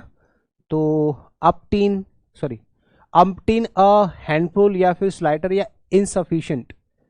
सफिशिएंट ज्यादा होते हैं तो ये हो जाएगा आपका अम्पटीन। देखो, स्लाइटर अलग चीज है, अम्पटीन होता है ज्यादा, ठीक है, अनेक। यहां पे जब कम है, ये कह रहा है अब मेरे पास कम है, लेस, कम है, तो भाई इधर ज्यादा होने चाहिए ना। वी यूजुअली हैड अम्पटीन विजिटर्स, पहले बहुत सारे विजिटर्स थे, अब कम हो गए। तो स्लाइटर तो हल्का होता है, हैंडफुल भी होता है मुट्ठी भर, कम। इनसफिशिएंट भी कम होता है। तो ये तीनों एक दूसरे के, ये तीनों तो सिनोनिम हो जाएंगे इसके, लेस के। लेकिन ये इसका उल्टा। सेंसेबल क्वेश्चन है, कॉन्टेक्चुअल है, कॉन्टेक्चुअल क्वेश्चन है, सेंस के अकॉर्डिंग ही टिक कर सकते हो, तुक्का नहीं मार सकते। स्लगिश कौन होता है? आलसी। और एक्टिव होता है, एक्टिव, स्लगिश होता है आलसी। तो आलसी का एंटोनिम बताना है, एक्टिव हो जाएगा। डिस्टॉर्टेड होता है टेढ़ा, डिस्टॉर्ट होता है टेढ़ा, ठीक है, डिस्टॉर्ट होता है टेढ़ा करना, मोड़ना। आई कैचिंग होता है अच्छा दिखने वाला, जो सबको अच्छा दिख रहा है, वाह यार मजा आ गया। कंफर्टेबल होता है आरामदायक।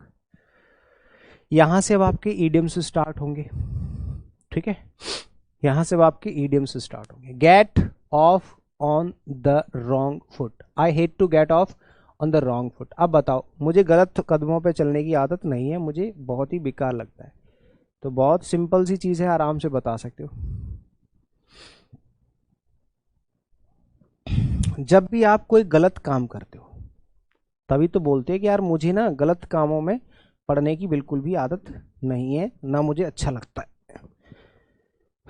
हाँ, टू स्टार्ट अ रिलेशनशिप और एक्टिविटी बैडली। जब भी आप कोई काम बुरा करते हैं ना तो उसी को get off on the wrong foot, गलत कदमों पे चलना, कुछ गलत करना, ये होता है। कुछ भी काम करना वो भी बुरी तरीके से। टू स्टार्ट अ रिलेशनशिप और activity badly. To start something with injury on the wrong, नहीं, गलत हो जाए। ऑप्शन नंबर ए इसका सही आंसर है।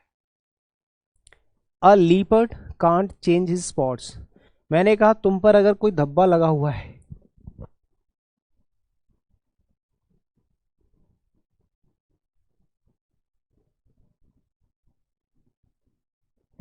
तो leopard can't change his spots का मतलब होता है कि जैसे आपके ऊपर कोई कलंक लगा हुआ है तो आप उसको बदल नहीं सकते। जैसे लीपर्ड के शरीर पे धब्बे होते हैं, उनको कोई बदल नहीं सकता, वो खुद भी नहीं बदल सकता। तो a visual presentation is far more difference, नहीं, ये गलत हो जाएगा। Something that something good that isn't recognised for गलत. You can't change who you are. तुम उस चीज को बदल नहीं सकते जो तुम हो. जैसे कि लीपर्ड अपने जो है धब्बे नहीं बदल सकता, ऐसे तुम भी नहीं बदल सकते. ठीक है, तो option number 3 is the correct answer.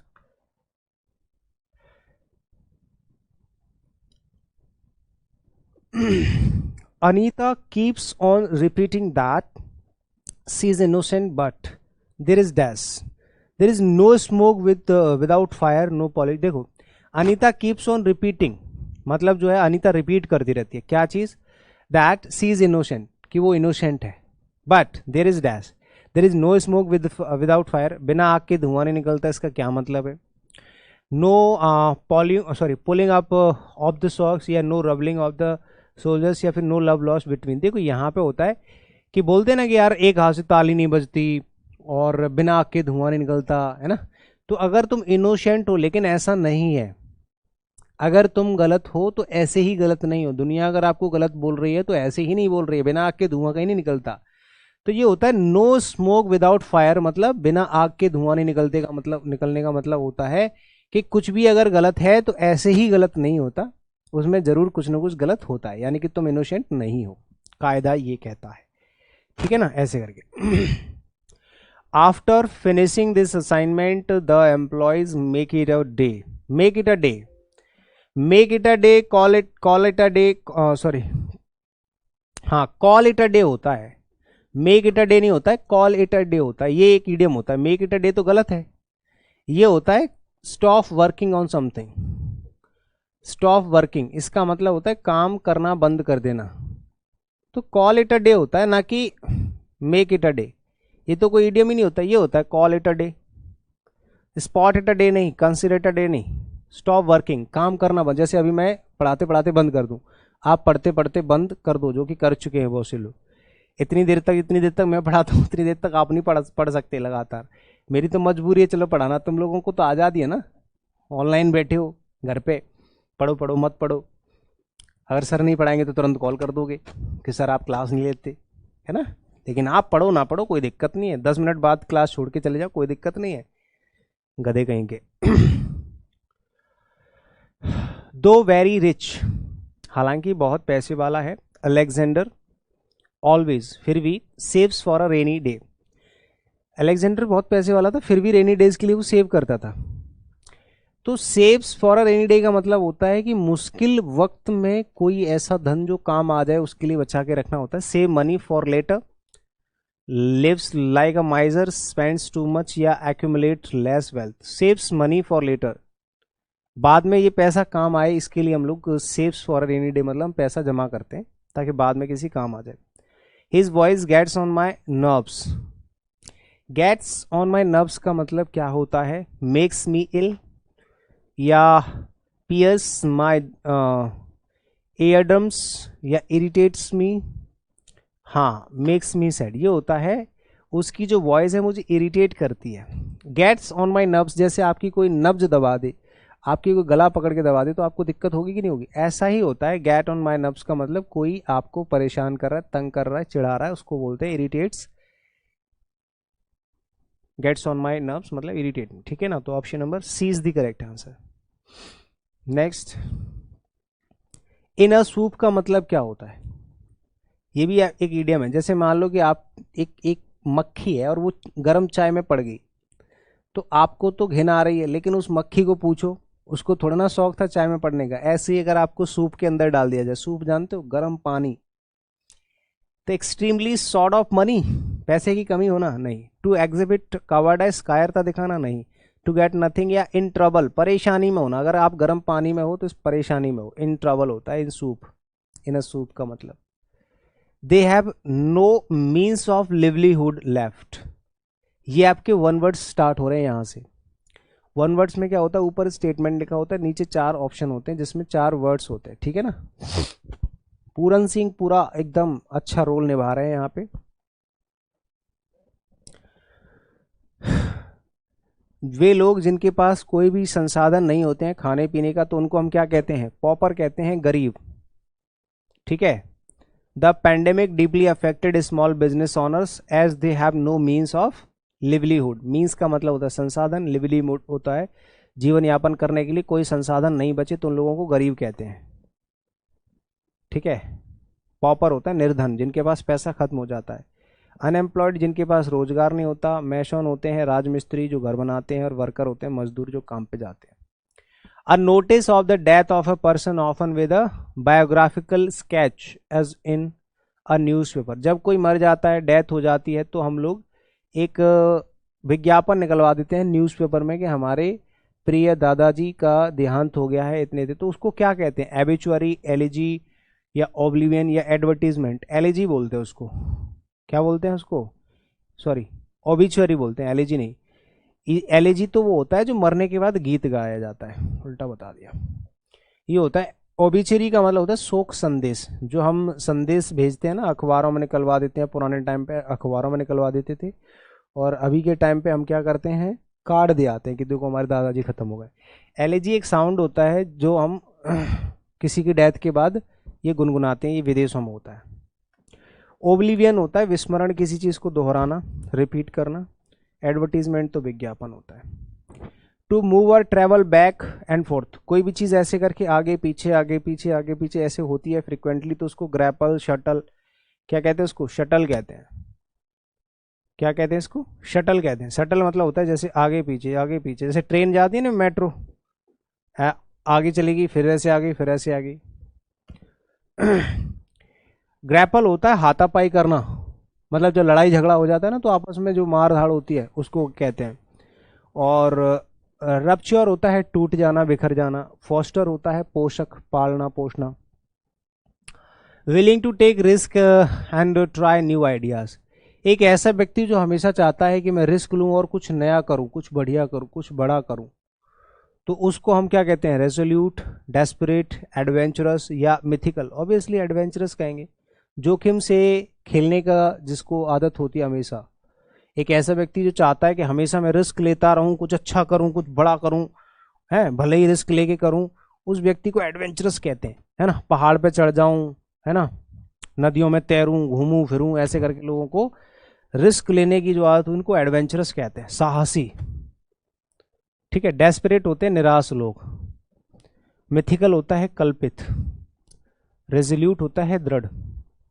A speech bye an actor at the end of a play, देखो जब कोई प्ले खत्म होता है ना, जब कोई प्ले या कोई भी स्टोरी है, कोई मूवी है, कोई ड्रामा है, कुछ भी जब खत्म होता है, तो खत्म होने तक जब एक जो एक्टर होता है वो एक स्पीच देता है कि मैंने ये परफॉर्मेंस इसलिए दी, मेरा ये मेरा वो, डांस इंडिया डांस में होता है। एक होता है प्रोलॉग, एक होता है एपिलॉग, ड्यूलॉग, मोनोलॉग। ये लॉग मतलब होता है डायलॉग। ठीक है। तो देखो इसमें आपका प्रो मतलब होता है पहले और एपिलॉग होता है बाद में, ध्यान रखना इस बात को। तो एपी मतलब बाद में और प्रो मतलब पहले। तो प्रोलॉग होता है कि स्टोरी के पहले जो हम बोलते हैं नहीं, आज मैं आपके सामने एक प्रस्तुत करने जा रहा हूँ इसके बारे में, ये किताब के पहले भी या किसी खेल के या किसी भी चीज़ के पहले, परफॉर्मेंस के पहले होता है प्रोलॉग, और एपिलॉग होता है उपसंहार, बाद में दिया जाता है। मोनोलॉग होता है सिंगल, मोनो का मतलब होता है सिर्फ एक ही बार, मोनो मतलब होता है, मोनोलॉग तो मतलब हो जाए स्वागत भाषण। जब हम किसी का स्वागत करते हैं तो उसके लिए जो स्पीच दी जाती है उसको कहते हैं। ड्यूलॉग होता है बातचीत करना। ठीक है, आपस में एक दूसरे से बातचीत करते हैं ना, उसको बोलते हैं। Someone who lives in solitude, solitude का मतलब होता है एकांत, सॉलिट्यूड का मतलब होता है एकांत। तो वह व्यक्ति जो एकांत में समय बिताता है उसको क्या कहते हैं? मेट्रोपॉलिटन, कॉस्मोपॉलिटन, रिक्ल्यूज या रिफ्यूजी। रिक्ल्यूज कहते हैं एकांतवादी, वह व्यक्ति जो एकांतवादी होता है ना उसको कहते हैं वैरागी, एकांतवादी कह सकते हो।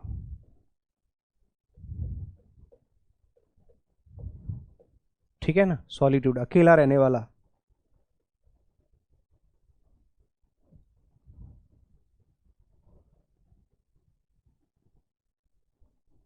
सॉलिट्यूड ना अकेला होता है, एकांत नहीं, अकेला लिख लो, अकेला। सॉलिट्यूड होता है अकेलापन। ठीक है, हाँ, वो एकांत अकेला एक ही चीज है। कॉस्मोपॉलिटन होता है वह व्यक्ति जो पूरे संसार में घूमना चाहता है, पूरे संसार में घूमता रहता है, पूरे संसार की जानकारी और हर देश को अपना देश मान लेता है जहां भी जाता है, उसको कहते हैं पूरी दुनिया का निवासी।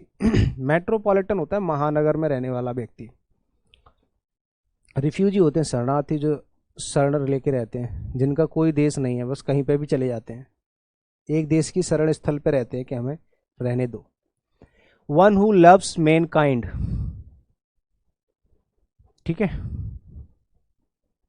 One who loves man kind, वह व्यक्ति जो मानव जाति से नफरत करता है, और एक होता है प्रेम करने वाला। तो जो प्रेम करने वाला होता है वो फिलैंथ्रोपिस्ट होता है, और जो नफरत करने वाला होता है वो मिसैंथ्रोपिस्ट होता है, ठीक है।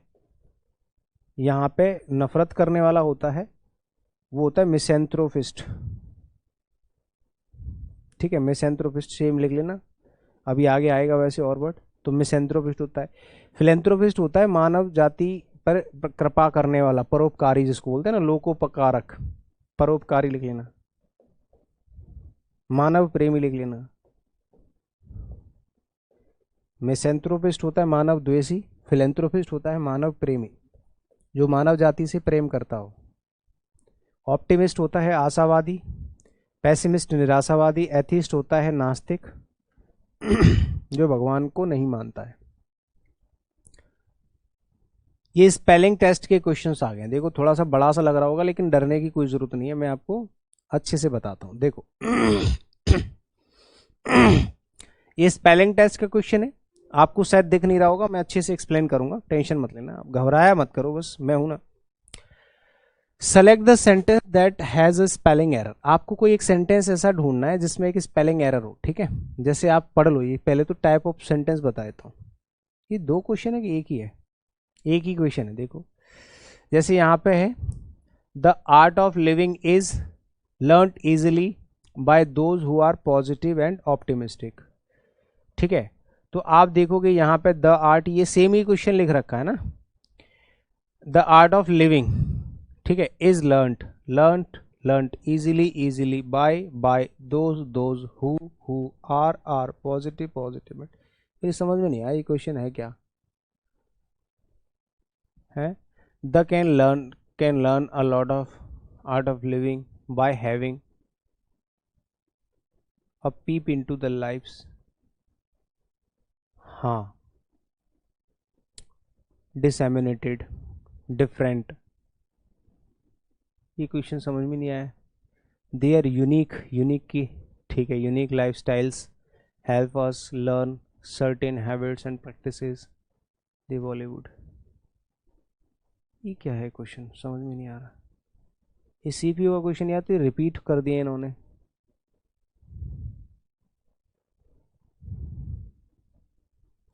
Daily routines of these great men disseminated that they are। इसको मैं चेक करूंगा, ये समझ में नहीं आ रही है क्या क्वेश्चन, इसको कुछ भी पता नहीं है, इसको मैं अभी चेक करता हूँ, ठीक है, मतलब क्लास के बाद चेक करूंगा ये है क्या, कैसे कुछ इसका डायरेक्शन वगैरह इसमें से हटा दिया होगा तो उसमें समझ में आता है कि एक्चुअली क्या पूछना चाह रहा है, ठीक है, वो मैं चेक कर लूंगा, टेंशन मत लो। अगला क्वेश्चन बताओ, जैसे यहाँ पे एक शब्द है अनटचेबिलिटी, मेजर, कंसिडर्ड गलत हो जाएगा, ये स्पेलिंग टेस्ट। कंसिडर्ड में DER होता है ना कि DAR, कंसिडर्ड, किसी भी चीज़ को जब आप विचार में लाते हो ना उसको कंसिडर्ड कहते हैं। बाकी अनटचेबिलिटी सही है, मेजर सही है, सोशल सही है, सब कुछ सही है। सक्सेसफुल गलत है, पहला ही नहीं, सक्सेसफुल, हाँ सक्सेसफुल ही गलत है, ये गलत है पहला। अच्छा एक ही वर्ड है मैंने कहा ये गलत है तो यही आंसर होगा, नहीं ऐसा नहीं, ये भी गलत है, ये भी गलत है। सक्सेसफुल, सक्सेस में देखो 2 C होना और 2 S होना कंपलसरी है, 2 C 2 S है, ठीक है। इसमें 2 L नहीं होते हैं। FUL जब भी किसी वर्ड के लास्ट में लगता है तो एक ही L लगता है, 2 बार L नहीं लगता। जब अकेला लिखा जाता है तो 2 L लगते हैं, ध्यान रखना इस बात को। यूजफुल, ग्रेटफुल, थैंकफुल, फुल में FUL होगा, और अकेला फुल लिखोगे तो 2 L आएंगे, ठीक है, ऐसे करके। Successful, option number B is the correct answer. Incorrectly word ढूंढना है, 4 वर्ड्स हैं, जैसे एंजाइटी है, प्रेपरेशन है, ठीक है, वॉलेंट्री है, स्टेशनरी है ये गलत है, स्टेशनरी में TE नहीं TA होता है। एंजाइटी भी ठीक है, सब सही है। स्टेशनरी गलत है, स्टेशनरी में TATIONERY होगा स्टेशनरी। फेलिसिटेट कंटरमिनस गलत है।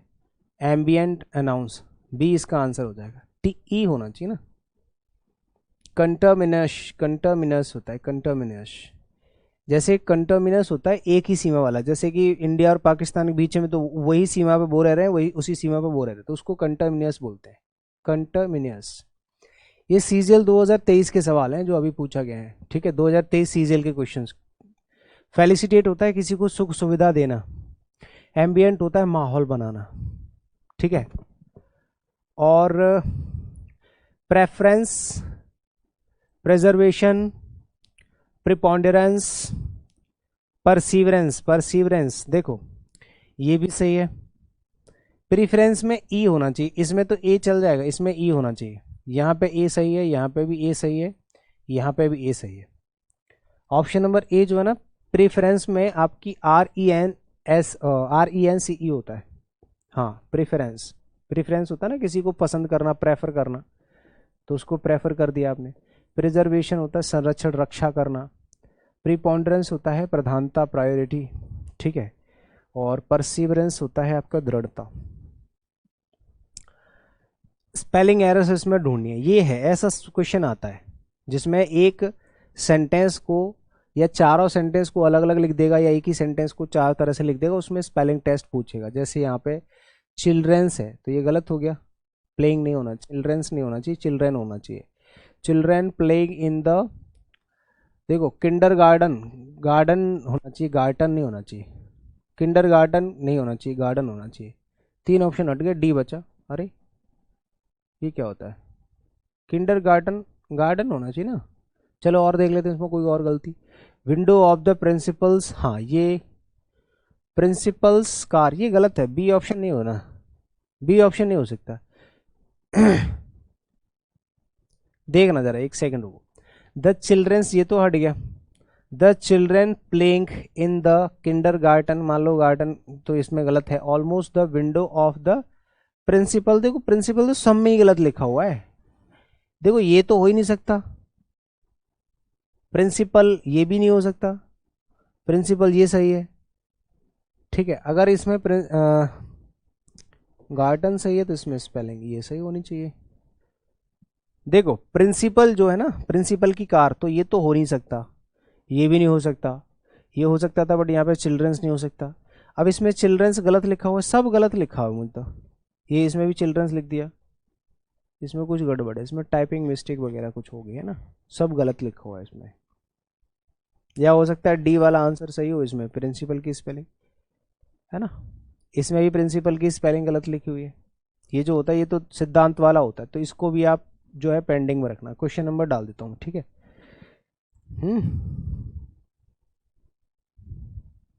क्वेश्चन नंबर है आपका 80, और इससे पहले कौन सा क्वेश्चन था स्पेलिंग टेस्ट का? पहला।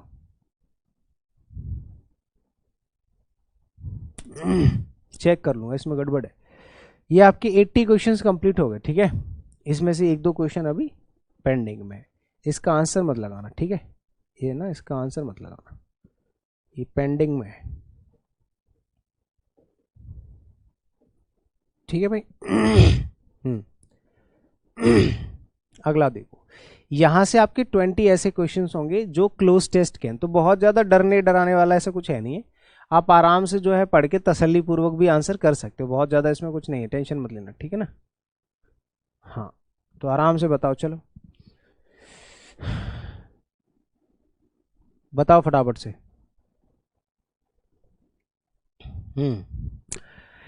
Pumpkins contain high levels of dash, high levels of what? जो पंपकिन होता है ना, कद्दू, कद्दू के अंदर हाई लेवल का क्या होता है बताओ, ठीक है। आपके पास 4 ऑप्शन है, सप्लीमेंट है, सेंटीमेंट्स तो होएगा ही नहीं, सेंटीमेंट्स तो भावनाएं होती हैं, एंटीऑक्सीडेंट्स, एंटीऑक्सीडेंट्स ये होते हैं आपके अम्ल, है ना। एटम्स तो एटम बॉम्ब में होते हैं, सप्लीमेंट होती हैं पोषक तत्व, तो ये हो जाएंगे, एंटीऑक्सीडेंट्स की बात हो रही है। और आगे भी इस चीज़ का जिक्र किया जाएगा। देखो यहाँ पे लिखा भी है, एंटीऑक्सीडेंट्स क्या होते हैं, ये आपके अम्ल होते हैं जो कि पंपकिन में पाए जाते हैं, है ना। दीज आर मॉलिक्यूल्स, ये मॉलिक्यूल्स होते हैं, यहाँ पे लिखा, अगर आपको नहीं पता है तो आगे लिख दिया है, ठीक है उसने। मॉलिक्यूल्स मतलब पदार्थ होता है। That fight harmful free radicals, जो कि फ्री रेडिकल्स, जो हार्मफुल फ्री रेडिकल्स होते हैं उनसे लड़ते हैं, ठीक है।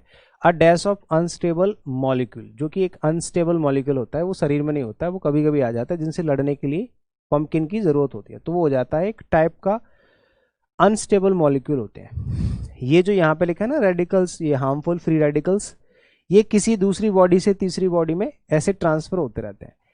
तो यहाँ पे आप देखोगे रेडिकल्स जो होते हैं अनस्टेबल मॉलिक्यूल्स को हटाने में या उनसे लड़ने के लिए काम आते हैं। कौन से? ये जो एंटीऑक्सीडेंट्स होते हैं वो, जो कि कहाँ पाए जाते हैं? पंपकिन में। तो एक टाइप के अनस्टेबल मॉलिक्यूल होते हैं, ठीक है ना। यहाँ पे आप देखोगे आगे लिखा हुआ है that can sometimes dash damage to our cells, जो कभी कभी हमारे डेल्स को, जो सेल्स को डैमेज करने की प्लान, ट्रीट, फॉल या कॉज, कारण बन जाते हैं। देखो जो अनस्टेबल मॉलिक्यूल्स हैं ये हमारी सेल्स को डैमेज कर सकते हैं, जिसकी वजह से हम बीमार पड़ जाते हैं, तो उसका ये कारण बन सकते हैं, इसीलिए उनसे लड़ने के लिए पंपकिन हमें खाना चाहिए, ठीक है ना। Which may cause ageing and contribute to dash disease, किस तरह की? वेरियस डिसीज, न्यूट्रल डिसीज तो होगा नहीं, बीच की डिसीज है ना, स्पॉटेड डिसीज नहीं होगा, रेफरेंसेस नहीं होगा, वेरियस डिसीज, कई तरह की बीमारियां हो सकती हैं। वेरियस डिसीज मतलब बहुत सारी बीमारियां हो जाती हैं उसकी वजह से हमें। Over time while some antioxidants occur dash in our bodies, जब कभी जो एंटीऑक्सीडेंट्स हमारे बॉडी में कैसे मतलब ऑकर होती हैं, ऑकर मतलब घटित होती हैं, नेचुरली, कैजुअली, इनफॉर्मली या फिर सिस्टमेटिकली। कभी कभी क्या होता है नेचुरली, यहाँ पे लिखा भी है while some ऑक्सीडेंट्स, जबकि कुछ ऑक्सीडेंट्स ऐसे होते हैं एंटीऑक्सीडेंट्स जो ऑकर करते हैं हमारी बॉडीज के अंदर नेचुरली। कुछ तो पंपकिन से मिलती है अगर आप चाहो, आपके अंदर नहीं है तो, और कुछ अपना नेचुरली हमारी बॉडी में आ जाती है। तो यहाँ पे आपको नेचुरली टिक करना पड़ेगा, ठीक है। पांचों क्वेश्चन आपने लगा लिए। अगला क्लोज टेस्ट आप देखोगे एमटीएस एग्जाम 2022 में पूछा गया है, ठीक है ना। तो बताओ इसका आंसर क्या हो सकता है।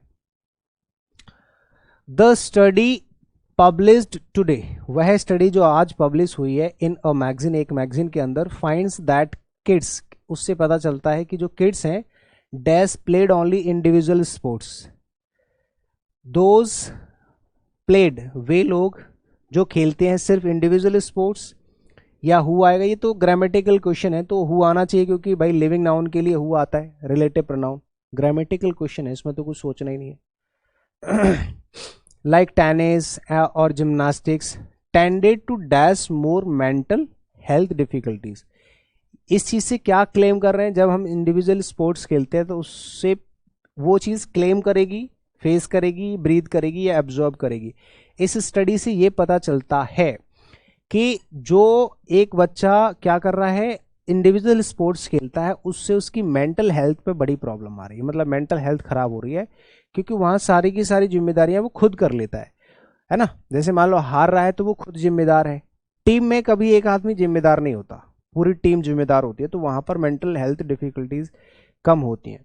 तो इस तरह की स्टडी से ये पता चलता है कि इस तरह के जो बच्चे हैं वो फेस कर रहे हैं mental health difficulties. As a researcher Hoffman, एक रिसर्चर है होफमैन, उन्होंने क्या किया, हैज लॉन्ग बीन इंटरेस्टेड, वो बहुत ही चीज इसमें बहुत दिनों से इंटरेस्टेड थे, in how sports dash the psychological health of young people, कि ये जो स्पोर्ट्स हैं, how sports dash the psychological health, कि जो स्पोर्ट्स हैं वो साइकोलॉजिकल हेल्थ को किस तरह से इम्पैक्ट करते हैं, है ना।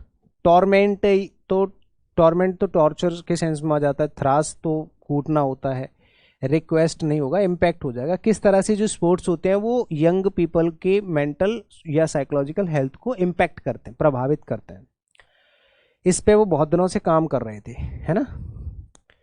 Partly because studies have dash both positive and negative associations between mental health and sports, mental health और स्पोर्ट्स के बीच में जो आपके एसोसिएशंस हैं वो पॉजिटिव और नेगेटिव दोनों ही पाए गए हैं। फाइंड, फाउंड, ये तो एक ग्रामेटिकल क्वेश्चन है, फाउंड हो जाएगा क्योंकि यहाँ पे स्टडीज हैव के साथ वर्ब की थर्ड फॉर्म आएगी तो फाइंड की थर्ड फॉर्म फाउंड होनी चाहिए, तो सी इसका आंसर हो जाएगा थर्ड, ग्रामेटिकल है ना। 2 क्वेश्चन ग्रामर के आगे आप देख रहे हो।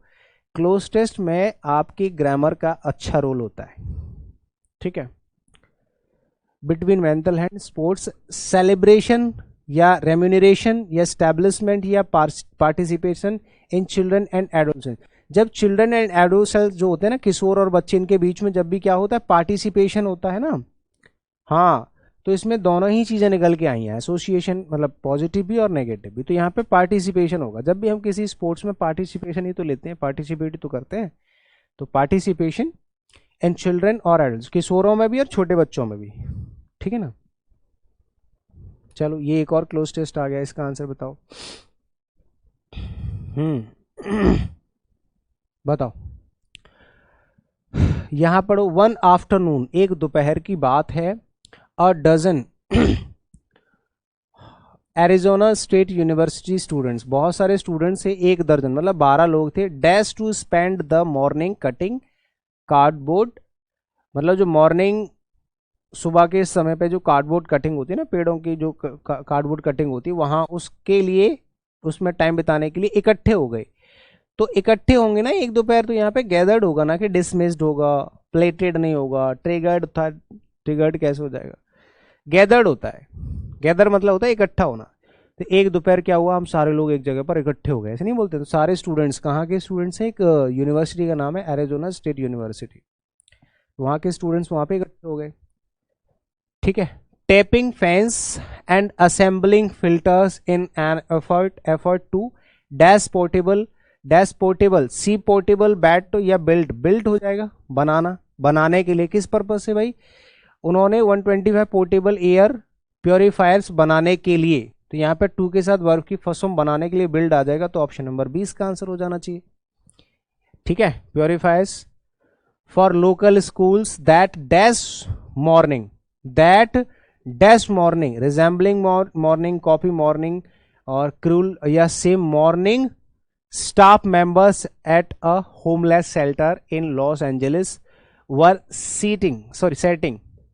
तो यहाँ पे क्या हो जाएगा, रिजेंबलिंग हो जाएगा, शेम हो जाएगा। सेम मतलब वहीं उसी जगह पर क्या हुआ, वहां के जो लोग थे, देखना जरा, यहाँ पे लिखा हुआ है fans and assembly filters in our effort to dash portable air purifiers for local schools that same morning, उसी दिन। यहाँ पे ये भी तो टाइम बता रहा है, दैट सेम मॉर्निंग, उसी मॉर्निंग क्या हुआ, staff members at a homeless shelter, एक होमलेस शेल्टर के जो स्टाफ मेंबर्स थे वो भी वहां पे आ गए, लॉस एंजलिस के। वर सेटिंग डैश, सेट अप होता है, सिंपल सी बात है, किस काम के लिए आए थे वो सेटअप करने के लिए आए थे। क्या चीज सेटअप करने के लिए, 20 होममेड प्योरीफायर्स, ठीक है। वो वहीं पर क्या करने आ गए, 20 होममेड प्योरीफायर सेटअप करने चले आए, ठीक है। सेटअप रिजल्वर होती है चीजों को इम्बेड करना। लास्ट वाले में क्या आना चाहिए, Massachusetts another die air purifier was wearing quietly in the back of a day care dash as children played, hangar, auditorium, podium या क्लासरूम हो जाएगा, है ना। In the back of a day care classroom as children played, classroom के पीछे वो क्या कर रहे थे, बच्चे खेल रहे थे, ठीक है। तो क्लासरूम हो जाएगा, पोडियम नहीं होगा क्योंकि भाई वहां की बात कर रहे हैं ना, यूनिवर्सिटी की। एक और है last, although the dash in the supreme court arrangement battles proceeding या फिर परपेचुअली, भाई प्रोसीडिंग होता है जब भी कोर्ट में किसी भी चीज को प्रोसीड किया जाता है, चलो भाई केस को प्रोसीड किया जाए, तो proceeding in the supreme court arise out of the judgment order made by subordinate courts has started entering dash in which interest, entering jams, entering matters या means या फिर tangents। भाई मैटर्स होते हैं ना, जो भी मैटर्स ही सुलझाने तो आते हैं, ठीक है। जैसे ही मामले के अंदर हस्तक्षेप किया, है ना, तो हैज स्टार्टेड, जो सबॉर्डिनेट कोर्ट थे उन्होंने स्टार्ट किया क्या चीज, मामले में एंटर करना। In which interest of public at large is involve, जिसमें पब्लिक का बहुत बड़ा इन्वॉल्वमेंट था, and the court can be moved by any dash, ठीक है ना, and the court can be moved, court को आगे बढ़ाया जा सकता है by any dash, by any individual, by any personnel, by ऐसी फोना स्पेसीज ये तो होगा ही नहीं, पर्सोनेल हो जाएगा या फिर इंडिविजुअल हो सकता है, स्पेसीज और फोना तो नहीं हो सकता, इंडिविजुअल हो जाएगा कि भाई इस चीज को प्रोसीड किया जा सकता है किसी भी पर्टिकुलर एक व्यक्ति के द्वारा, ठीक है ना, और group of persons either by filing a writ petition at the filing counter of the court और by dash a letter by dash a letter, addressing a letter, calculating a letter, tagging a letter, summoning a letter, एक letter को court के द्वारा summon किया जाता है, तो option number D, नहीं, एड्रेसिंग होगा, सम्मनिंग नहीं, देखो सम्मन तो खुद ही चल के आता है, चल के नहीं मतलब एक लेटर जो है सम्मन किया जाता है कोर्ट के द्वारा, लेकिन जो लोग वहां पे पहुंच चुके हैं वो एक लेटर को क्या करेंगे, एड्रेस करेंगे, एड्रेस का मतलब होता है चीजों को लिख के किसी भी चीज को पेश करना, एड्रेस का मतलब होता है पेश करना तो एड्रेसिंग हो जाएगा। ये जो सम्मनिंग होता है ये होता है घर पे बुलावा भेजना, तो ये कोर्ट के अंदर नहीं होता, ये तो कोर्ट के द्वारा सम्मन भेजा जाता है। और chief justice of India highlighting the question of public importance for dash this jurisdiction invoking, joking, rocking और हाल्टिंग, क्या हो जाएगा, अरे ये कहाँ भाग गया, ये हो जाएगा, देखो हाल्ट तो पड़ाव होता है रुकना, इन्वॉकिंग हो जाएगा, इन्वॉक करना किसी भी चीज को, ठीक है, सबके सामने रखना, इन्वॉक करना, तो ए इसका करेक्ट आंसर। हाल्ट होता है रुकना, जोक और रॉकिंग ये तो होने का ही नहीं है, हाल्ट रुकना होता है। एलिमिनेट करके भी आंसर कर सकते हो, अगर किसी को मीनिंग वगैरह नहीं पता होता तो एलिमिनेट कर दिया करो सिंपली। तो ये हमने 100 क्वेश्चंस यहाँ पे जो है कंप्लीट कर ली। तो ये हो गया आपका सेशन कंप्लीट। आई होप कि आपको ये क्लास कंप्लीटली समझ में आई होगी और ये आपके लिए बेनिफिशियल रहेगी। अगर आपको या आपके किसी भी स्टूडेंट, आपके किसी भी दोस्त, भाई बंधु, किसी को भी तैयारी के लिए लाइव फाउंडेशन बैच चाहिए, कंप्लीट फाउंडेशन बैच, तो आप 17 बैच ज्वाइन कर सकते हैं। लाइव बैच है पूरी तरह से, और ओपन स्टडी ऐप पे आपको ये बैच मिल जाएगा कम से कम फीस में। और अपडेटेड रिकॉर्डेड बैच आपके ओपन स्टडी एप्लीकेशन पे आ चुका है, आप ये भी ज्वाइन कर सकते हैं, 250 प्लस वीडियो लेक्चर्स वाला। और ये हमारे कॉन्टैक्ट नंबर से आप कोई सा भी बैच ज्वाइन करना चाहते हैं ओपन स्टडी ऐप पे आपको मिल जाएगा, ठीक है। ओपन स्टडी ऐप है हमारा, openstudyApp.com वेबसाइट है, और ओपन स्टडी गुरुकुल हमारा टेलीग्राम चैनल है जहां पे आपको PDF ETC मिल जाते हैं, ठीक है। उम्मीद करते हैं कि ये सेशन आपको बहुत अच्छे से समझ में आया होगा। इसी तरह हमारे साथ जुड़े रहिए open study Gurukul YouTube channel पर। जय हिंद, बाय बाय, टेक केयर।